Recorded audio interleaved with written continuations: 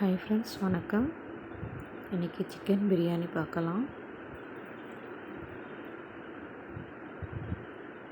எண்ணெய் ஊற்றிக்கோங்க ஃப்ரெண்ட்ஸ். பட்டை, லவங்கம், பிரியாணி இலை, 2 ஏலக்காய், அப்புறம் அன்னாச்சி பூ, இதெல்லாம் போட்டுக்கோங்க. போட்டுட்டு நல்லா வெங்காயம் பிரியாணிக்கு அறுக்கிற மாதிரி அறுத்து போட்டுக்கோங்க. நல்லா வணக்கிவிடுங்க ஃப்ரெண்ட்ஸ். நல்லா வணங்கினதுக்கப்புறம்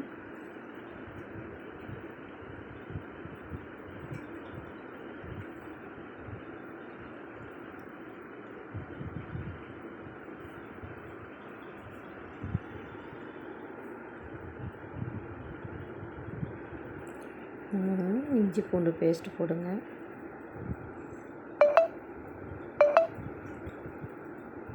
அதையும் போட்டு நல்லா வணங்கினதுக்கப்புறம் நம்ம தக்காளி போட்டுக்கலாம்.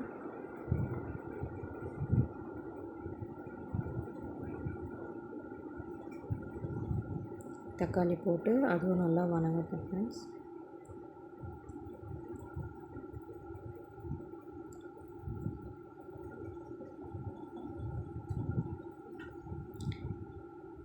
கொஞ்சமாக உப்பு போட்டு நல்லா தக்காளியை வணக்கிக்கலாம்.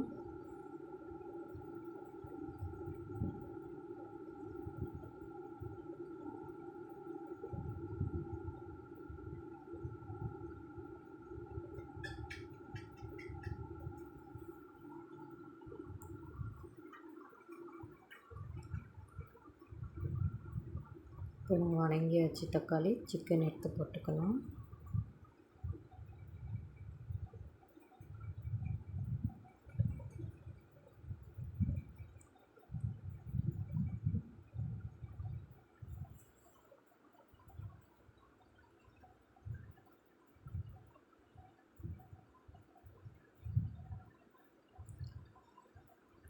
அப்புறம் புதினா, கருவேப்பிலை, கொத்தமல்லி தழை, இது 3 கொஞ்சம் போட்டு நல்லா கிளறி விட்டுக்கலாம்.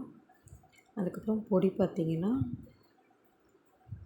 இதில் வந்து தனியாத்தூள், கறி மசாலா தூள், சிக்கன் மசாலா தூள், மஞ்சத்தூள், மிளகாத்தூள், அப்புறம் இதில் முக்கியமானது வெறும் பட்டையை மட்டும் அரைச்சி போடுங்க.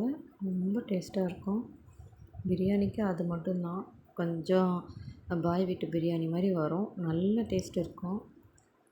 ஒருத்தர் சொன்னாங்க எனக்கு, பாய் வீட்டு பிரியாணி ஸ்பெஷல் வந்து இந்த பட்டையை மட்டும் அரைச்சி போடுறது அப்படின்னு சொன்னாங்க.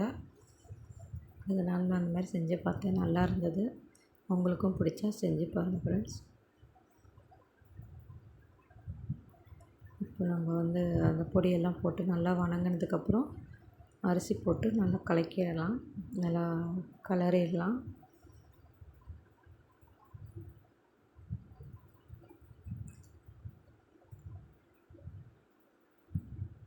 எல்லாம் ஒட்டுக்கா கலந்துட்டு தண்ணி ஊற்றிக்கலாம்.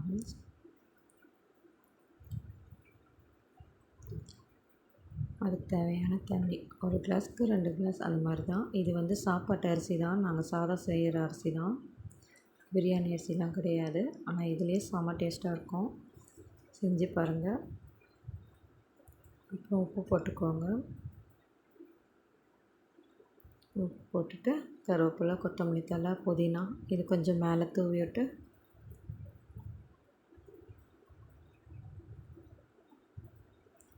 நான் ஃபஸ்ட்டே தயிர் போட்டுட்டேன்.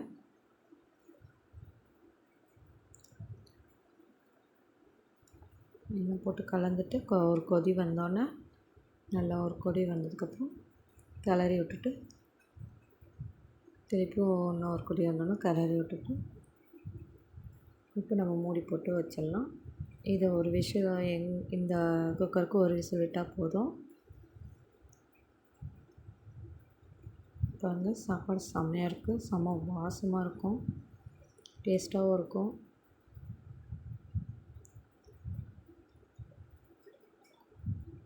நல்லா உதிரி சாப்பிட்ற மாதிரியும் இருக்கும்.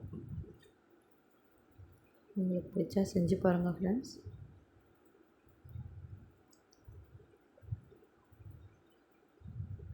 இப்போ ரெடி ஆகிடுச்சு. வாங்க சாப்பிட்லாம். கலர் பார்த்திங்கன்னா செம்மையாக இருக்கும். வீட்டுக்கு பிரியாணி கலர் மாதிரியே இருக்கும். நல்லா டேஸ்ட்டாகவும் இருக்கும். வீட்டில் செய்கிறது இன்னும் நல்லாயிருக்கும் எப்பயுமே. இது பிடிச்சிருந்தா சப்ஸ்கிரைப் பண்ணுங்கள் ஃப்ரெண்ட்ஸ், லைக் பண்ணுங்கள் ஃப்ரெண்ட்ஸ், கமெண்ட் பண்ணுங்கள்.